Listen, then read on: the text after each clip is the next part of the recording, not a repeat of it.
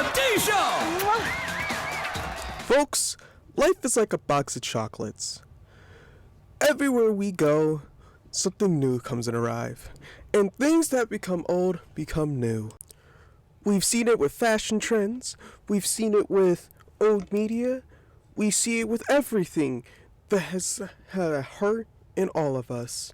And now, I want to show you something that has charmed my way into my life. Folks, Producing Parker. Producing Parker is a Canadian adult animated sitcom that premiered in 2009 about a producer named Parker Kovac that has her hands full in producing and staffing The D Show. This debuted on Global, then TVopolis, and Bite. If those sound weird, it's because those are Canadian channels.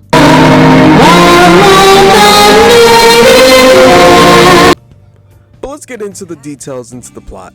The plot revolves around the behind-the-scenes antics of the female-targeted daytime television show that Parker produces, and that's The D Show. And Dee is a diva, self-absorbed and high maintenance of a host. It's about a woman in a city dealing with city girl things, like getting higher views on her TV show. What the hell is that? It's like nobody wants to see anime reviews. If this seems familiar, well, it's because it's Canadian. And you know how Canadians are with their flash-made shows. But I'll be real with you, with the designs. Growing up with 16, Total Drama Island, and those shows that were made by those Canadians, it's a sin not to bring that up. This shit looks like it'd be on Cartoon Network on a Thursday. I mean, this looks like if the creators, it literally looks like this is for this literally looks like it's 16, but for grown-ups. But in all seriousness, the show just has a style, but it feels updated with it, even comparing it to other shows that Teletoon created. Here, let's see. Oh. Why is his neck so thick? Let's talk about characters. We kinda know about Parker. She's the one that's behind it all. Hell, she's the name of the show. Producing Parker. I mean, with her job and dealing with others, getting the production on the road, it's understandable why she would get stressful or be a bitch sometimes. No, just going out, for some eggs. Simon, the left-wing conspiracy theorist. or if it was made today, probably a right-wing nutcase. I'm a pioneer. I'm an explorer. If this was made today, I'm sure that they'd parody Alex Jones. I just know it.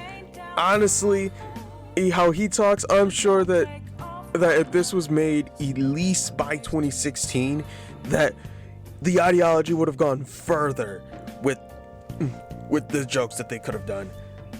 This is pre-Occupy, if anything. So, if anything, these are actually pretty good for its times.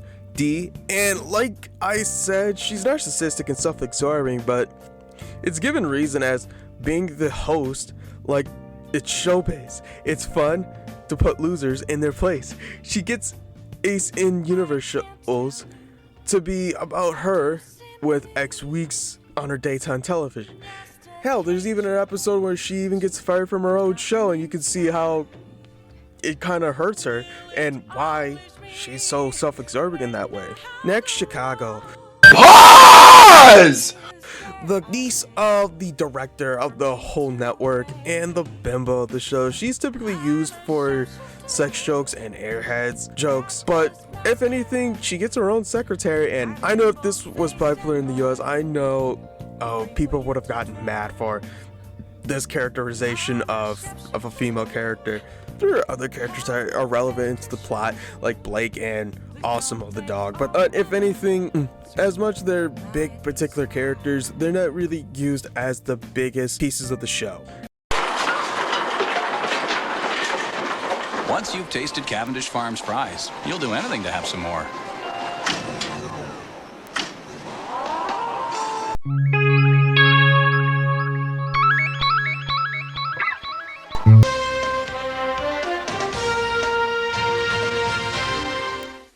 Who's the next to go? Survivor Amazon. Global's got it. Next. Episode structure is very of its times, with the popularity of a Family Guy and H.C. Simpsons being prevalent. Wait, Simpsons were relevant in 2010? Usually episode starts with the D show being made or coming off a break with the next segment, and after figuring out how to get more viewers to watch, with creating something to get over the competition, typically Victoria. Parker figures out something to help up with foolery occurring, but going into the status quo or wrapping all the way back into the D show somehow.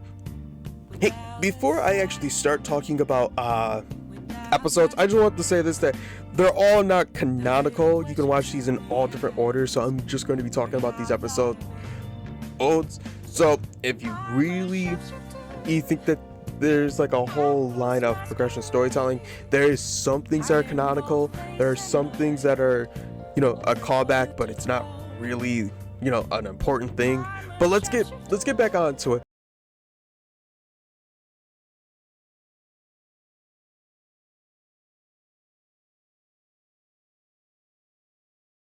A good example is episode 4, A Friend in D, where D is questioned on her show about having a best friend, where D gets into the spot, but Parker pulls an audible and says that she's her best friend. Parker Kovac, your faithful producer. That's right. Parker is my true best friend. Just keep D in face. D kind of gets attached to the idea that they're best friends and does the best friend things like drinking and being work buddies. And the huge thing that happens is that Parker is being stressed by her and decides to go on vacation. And Dee says, hey, since we're besties, they can do this together. Where they both, with Simon on their side, goes into a vacation to a third world country. Trust me, we were able to make these jokes back around 2010.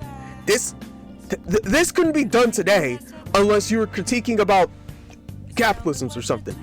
But there's a side story about Simon showing how these people are being exposed, but really the joke is that Simon is doing the bad things, but Parker sort of gets attached to Dee. He's seeing how Dee can be caring, the reason is this wax scene. Yeah, she gets angry because of the waxing because it's being recorded, and Parker feeling betrayed from her trust. But before the episode ends, Parker gets fired from her job, but she gets it back because of the best friend things about, that you'll give a kidney to your best friend if they needed it the most. But since they weren't friends anymore, or it kind of just loops itself into the status quo. But the episode ends with Parker sitting at home looking at the news and seeing the serious report, and it's about her bush. You can't make this shit up! Even with the episode before, the skinny on a Parker, Jesus Christ, I can't, you can't make these shows anymore. But the thing is that this episode talks about the popularity and the trends and whatnot, and the episode revolves around this chair that Dee just puts on passive aggressive mode. And when Dee went down the set, because she said that she weighed 104 pounds, she actually weighed 105, which presumes that Dee must lose more weight. Or in Parker's option, she decides to let her, become a big body positivity person by becoming fatter. Great! Look, I'm disgusting. Okay, not that fat. But on the opposite end of the scale happens to Parker, where Parker is now becoming a quest to become more skinnier. And this whole reason is because of just childhood trauma. But after working out with the guest from the former one, by the way, was a neocon on, but guess what? We can't talk about that. But the main thing that does happen is that as Parker's losing weight upon weight to becoming lighter and lighter, Dee keeps becoming fatter and fatter. Like, unironically obese.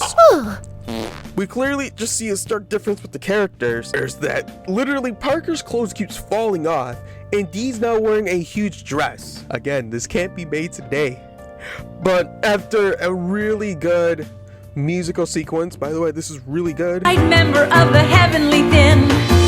I finally found my feet. But the episode ends into a status quo scenario, with the lesson being learned that changing your weight can be a struggle that doesn't have the excuse of you eating crazy or killing yourself by not eating at all or being overly mindful on your fitness.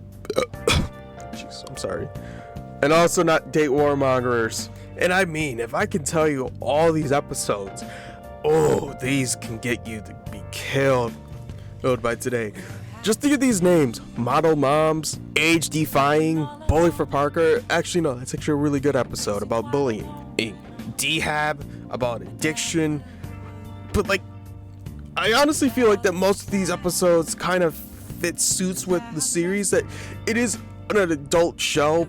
Oh, and I can feel like when I compare to this show to other adult shows that came out later on, right before that Netflix boom with BoJack and all those other shows that started gaining popularity on these streaming sites, that I honestly feel like shows would have done something like this.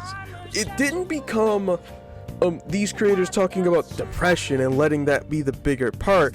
It was more that you had to build around in the show instead of just having the one's characters' full-on emotions being the focus. And honestly, I feel like that shows around this weird boom on like right after the recession, right before the Netflix originals, and those became like a bigger piece. Like we had like a weird case of like a lot of these new shows not really giving a fair chance unless they were easy to make. Henceforth, that's why Cartoon Network totally relied on Teletoons to, you know, give them content. I'm just being serious here. If you look at that time frame, it's a lot of shows that the American Cartoon Network company took from Telltale. Teletoon, but I digress. But anyways, let's talk about how the general felt about this show. Oh, color me surprised. People found this decisive. There's a lot of 3-star reviews on IMDb. Two of them just being very similar, but wow, a lot of 1 stars. Anyways, literally most of them were written by people that found this show to be positive, so I can't find anything that really can be considered bad on IMDb. So you're gonna have to adjust with me. Here's one. Well, this is certainly a love it or hate it type. It's loomy awkward and it's a copy of 30 Rock, but I enjoyed it. It has a weird zaniness that I enjoy, and I mean, it's no masterpiece, but it's enjoyable. Here's the whole thing. I'm going to just read the bottom part, but if you want to read this, you can pause it. To sum it up, it has a good storyline. The animation could be better. Also, some of the characters are unbearable, like D for one, but I also can get over that when I see how well developed the storylines and dialogue is. Okay, before I actually give up my closing, I did find this one, and this one's just genuinely hilarious to me because it's so just harsh. If you ever question what would happen if Smosh Cartoons, geez, remember that, made a show that tried to rip off Paul Vernon's shtick? Answer: this obnoxious with satire that'll treat the audience like morons. Animation probably done in Chinese sweatshops. By the way, this was made in the Philippines, by the way. I know I didn't say it earlier, but it is.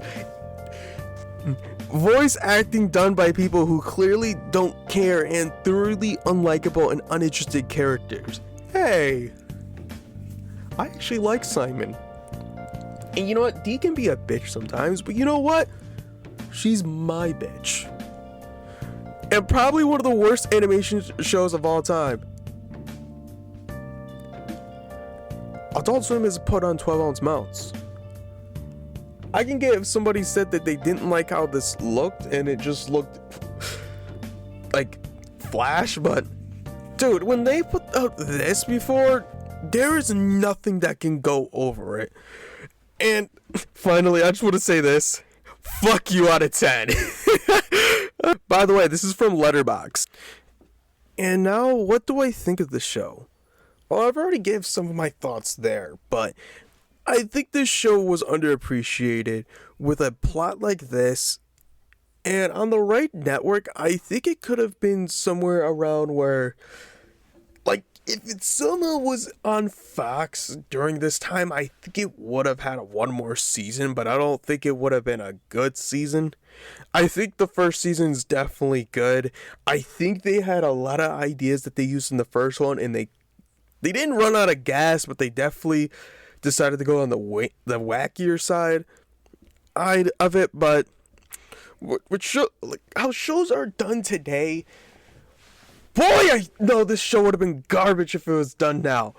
But honestly, I think the best thing about this show is it's such a time capsule of a show that I honestly love it because of what it is. It's so 2008, 2009, and I know it was made in 2010, but you can totally feel that late 2000s vibe with it, and I can just say I love it because of that.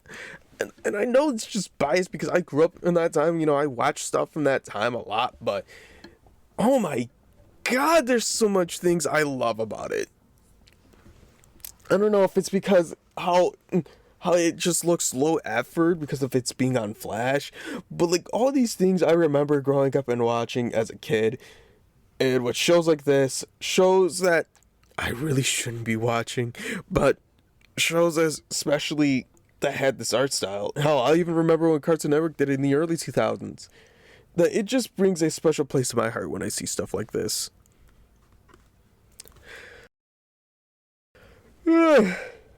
Hi, it is I.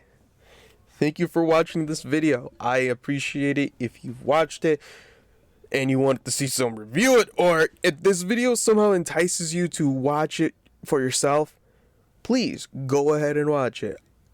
It's on streaming platforms. It's on the free ones that you can watch with ads if you really care for it.